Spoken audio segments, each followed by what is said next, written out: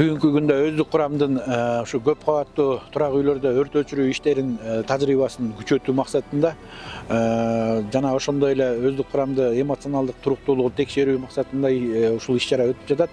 Бул иш-чара мерчемдерген иш планы негизинде жылына 2 жолу өткөзүп турабыз. Бардык өздүк курам тартылды. Жалпы жонунан 90дон ашык өздүк курам машык өтүүдө.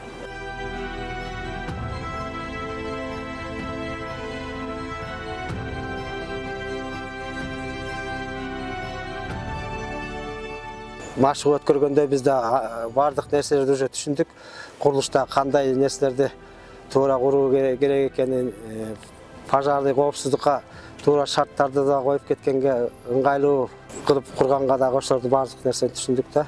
Кут курулуш компаниясында ушул куткаруучулардын машыгуусу биринчи жолу өттү.